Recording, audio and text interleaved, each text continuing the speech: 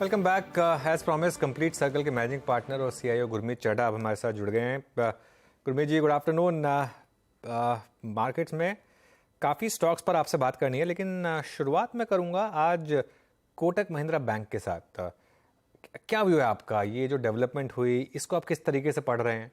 और काफ़ी patience test किए स्टॉक ने, काफ़ी बड़ा मल्टीबैगर रहा है बैंकिंग में, परहैप्स पिछले 20 साल का सबसे बड़ा मल्टीबैगर रहा है, लेकिन पिछले 3-4 साल से अच्छी पेशेंस टेस्ट हुई है यहाँ पर। क्या व्यू बन रहा है आपका यहाँ? अनुज, सिमिलर स्टोरी आप देखिए आदित्य पुरी के बाद जो एचडीएफसी में हुआ है, शायद एक तरीके से सेम टेम्पलेट है। और फाइनेंशियल सर्विसेज में बार बार ये बोलता रहा हूँ, जब अपनी जियो फाइनेंशियल पे भी चर्चा हुई थी कि लीडरशिप टीम बहुत इंपॉर्टेंट है, बहुत मैटर करती है। उदय कोटक 31 दिसंबर तक का था। इनफैक्ट एक साथ 3 लोग जा रहे हैं, जो उनके चेयरमैन है,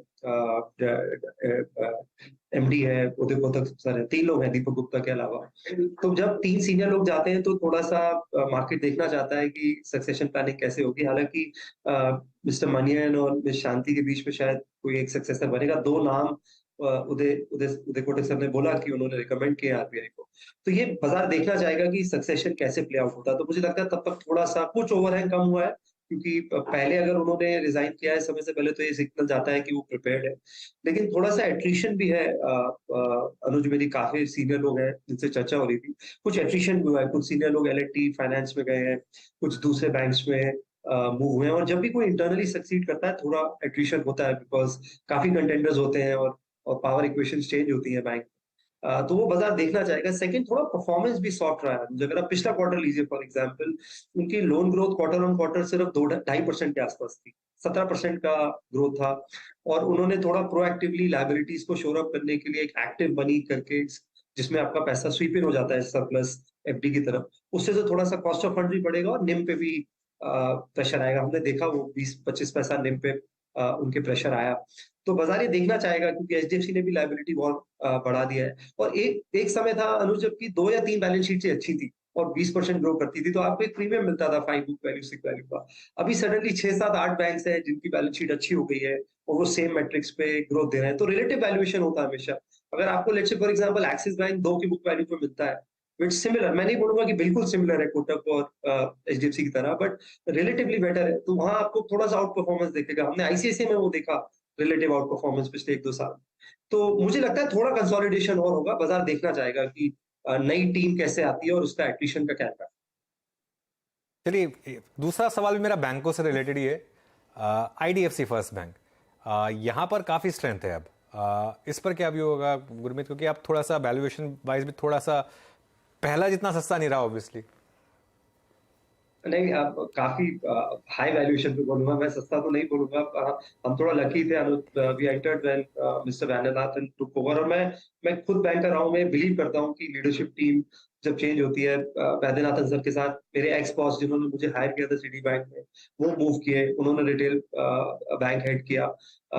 और ओवरऑल उन्होंने अपनी जो बैगेज थी, इंफ्रास्ट्रक्चर बुक थी, उसको धीरे धीरे शेड किया।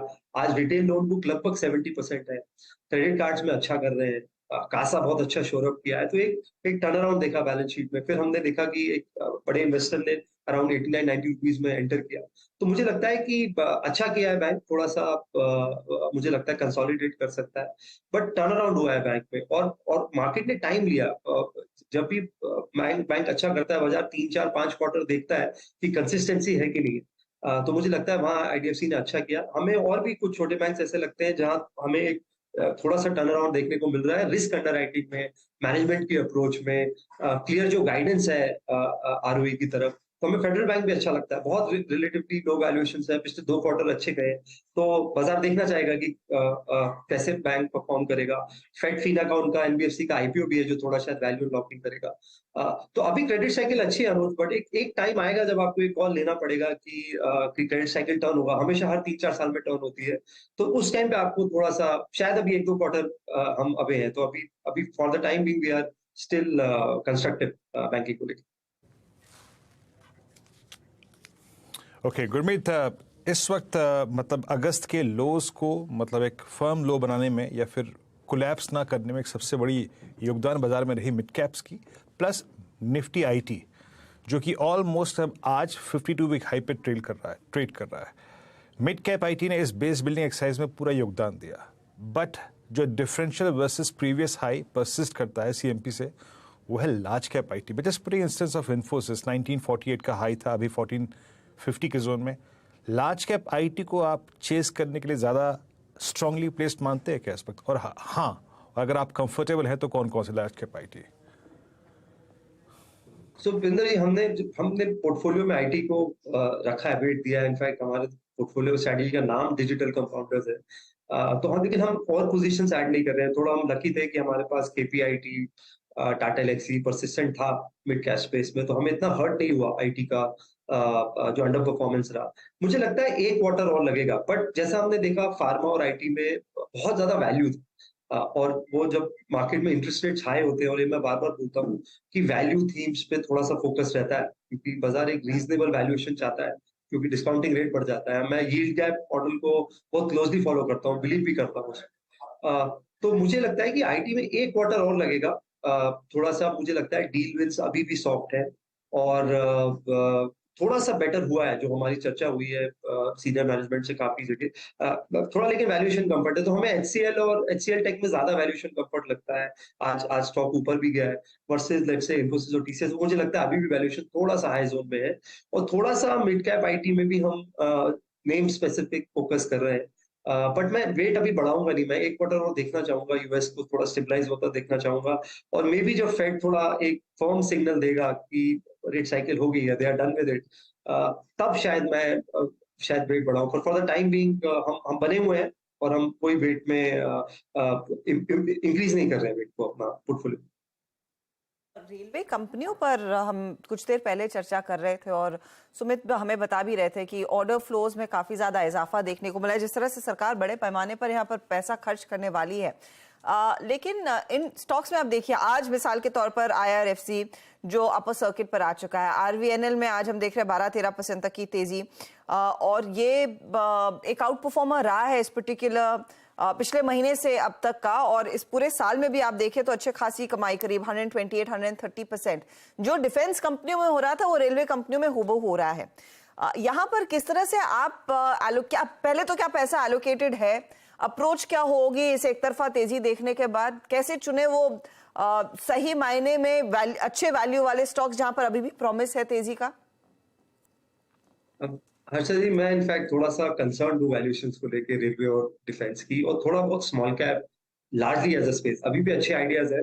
और जब आप देखिए, जब रिटर्न इतने शार्प आते हैं 1 साल और 2 साल के, तो एक हर्ड मेंटालिटी होती है और फ्लोज भी चेस करने लगते हैं। आप देखिए, बहुत सब डिफेंस और रेलवे रिलेटेड केपेक्स की बात कर रहे हैं। वैल्यूएशन कंफर्ट नहीं है। In fact some of the PSUs are also 30-35-40 के मल्टीपल पे है, और ये थोड़ा लंबा प्ले है। बट मैं बिलीव करता हूँ इंडिया के इन्वेस्टमेंट साइकिल में है, तो उसे प्रॉपर इन्वेस्टमेंट साइकिल की तरफ प्ले करना चाहिए, और अपने आप को बकेट नहीं करना चाहिए कि मैं रेलवे कैपेक्स खेलूंगा या मैं डिफेंस कैपेक्स खेलूंगा। हमें लगता है पावर और एनर्जी एक ऐसा स्पेस है जो कि बहुत अच्छा प्ले है ओवरऑल इन्वेस्टमेंट साइकिल का, तो हमें वो स्पेस अच्छी लगती है। उसे हम पावर जनरेशन, ट्रांसमिशन सबके थ्रू प्ले करते हैं। हमारे पोर्टफोलियो में टाटा पावर भी है। एनर्जी मिक्स जो चेंज हो रहा है, जैसे इथेनॉल है, हाइड्रोजन पे, इथेनॉल में हमारे पास प्राज इंडस्ट्री, तो हम प्रॉपर एनर्जी मिक्स जो है उसको प्ले कर रहे हैं। हमें कुछ यूटिलिटीज भी अच्छा लगता है, वहां पे बहुत वैल्यूएशन कंफर्ट है। और हमें थोड़ा सा जो सोर्स है, ट्रेडिशनल सोर्सेज ऑफ एनर्जी है, क्योंकि वैल्यूएशन इतना रीजनेबल है कि हमें थोड़ा सा कॉन्ट्रेरियन प्ले वहां भी लगता है। आप देखिए फॉर एग्जांपल कोल इंडिया है 5 या 6 के मल्टीपल पे, 25-30 हजार करोड़ का शायद प्रॉफिट करेगा, और आप वैल्यूएशंस देखिए बहुत रीजनेबल है। तो हम उस तरीके से उसको प्ले कर रहे हैं। दूसरा, केबल्स और वायर्स एक प्रॉक्सी प्ले है मैन्युफैक्चरिंग, हाउसिंग, इंफ्रा रिवाइवल का, हम उसके थ्रू प्ले करते हैं। तो हम ओवरऑल इन्वेस्टमेंट साइकिल को प्ले करना चाहते हैं।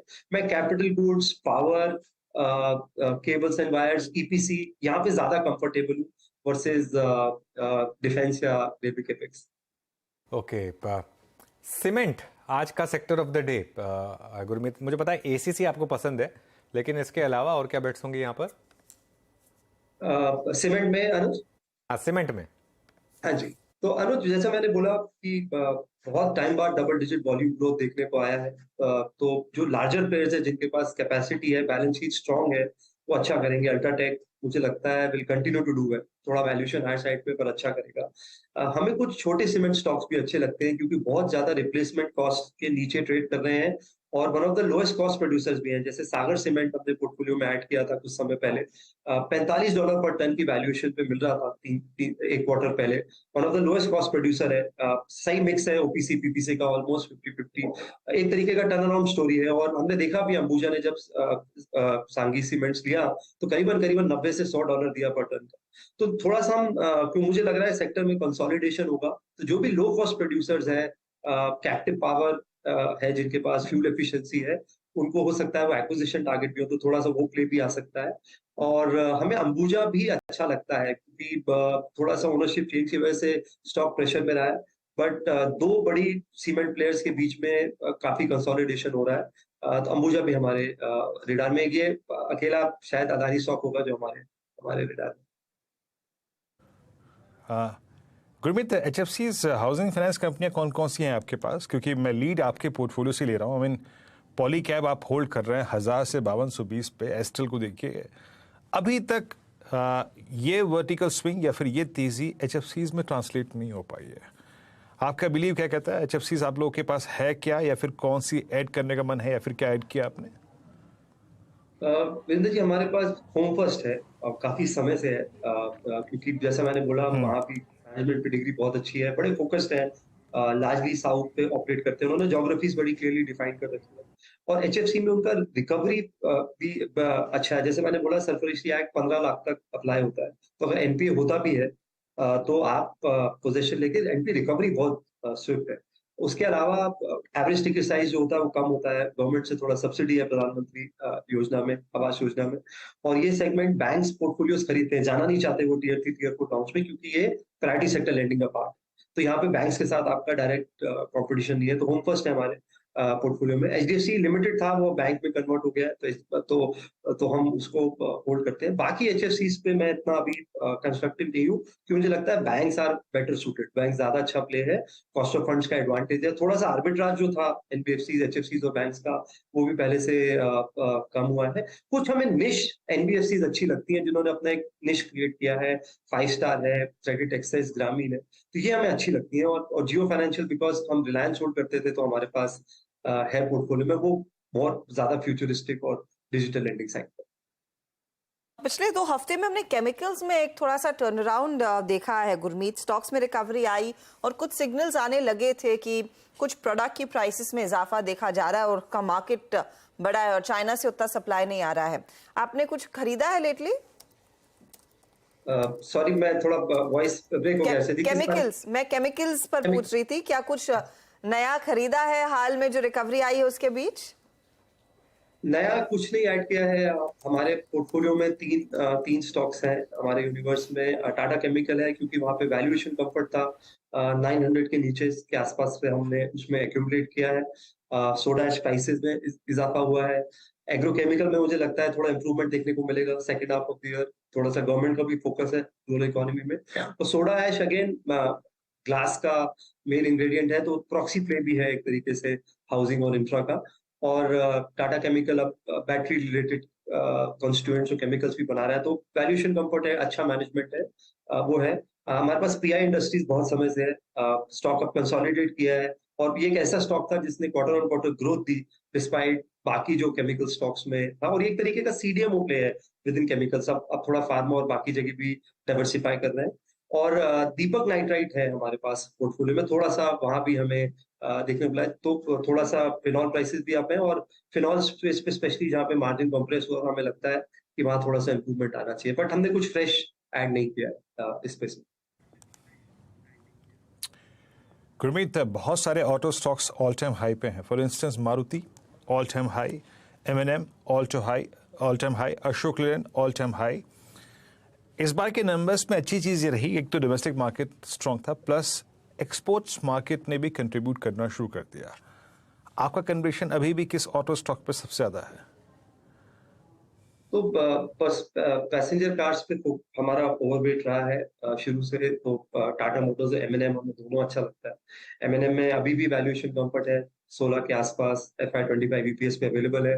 उनका जो इलेक्ट्रिक डिवीजन है वहाँ पे चर्चा है कि कुछ और फंड रेजिंग भी होगी, शायद टाई अप भी हो। बाजार में कुछ काफी न्यूज़ है इसके बारे में, थोड़ा वैल्यू लॉकिंग भी होगी। और ट्रैक्टर सेगमेंट में उन्होंने मार्केट शेयर वापस से गेन किया है। मुझे लगता है सेकंड हाफ में वहाँ भी आपको रिकवरी देखने को मिलेगी। तो एसयूवी में वापस से 19-20% मार्केट शेयर पे आ गए। तो और आरबीएल बैंक का एपिसोड आप छोड़ दें जहां उन्होंने स्टेक लिया था, आई थिंक फॉरवर्ड लुकिंग है। तो और टाटा मोटर्स में भी हमें ग्लोबली अपटिक दिखा है जेएलआर में, और सारा सेगमेंट फायर कर रहा है, पीवी फायर कर रहा है, कमर्शियल व्हीकल में अपटिक है। जेएलआर के वॉल्यूम्स 4 लाख यूनिट्स का आसपास ऑर्डर बुक है, और मिक्स बहुत अच्छा है रेंज ओवर स्पोर्ट और डिफेंडर का, जिससे मुझे लगता है और बैलेंस शीट इंप्रूव हो रही है। पहली बार कैश फ्लो देखने को मिला है टाटा मोटर्स में काफी समय बाद। हमें एंसिलरी ज्यादा पसंद है विंदर, जैसे मैंने बोला, क्योंकि बहुत सारे प्लेयर्स लिस्टेड नहीं है, टोयोटा लिस्टेड नहीं है, hyundai लिस्टेड नहीं है, बट इंडिया के जो एंसिलरीज है ये पूरा इकोसिस्टम को कैटर करते हैं। तो वो स्पेस मुझे ज्यादा अच्छी लगती है, तो थोड़ा सा उसका लिंकेज करने वाली बात है। बहुत सारी अपॉर्चुनिटीज है वहाँ पे, बैटरी मेकर्स में है, कास्टिंग्स में है, फैब्रिकेशन में है, कंटेंट पर व्हीकल में है, काफी सारे नामों में अच्छे स्पेस। ओके गुरमीत, बहुत बहुत शुक्रिया आज हमारे साथ जुड़ने के लिए और इन सारे स्टॉक्स पर बात करने के लिए। चलिए मार्केट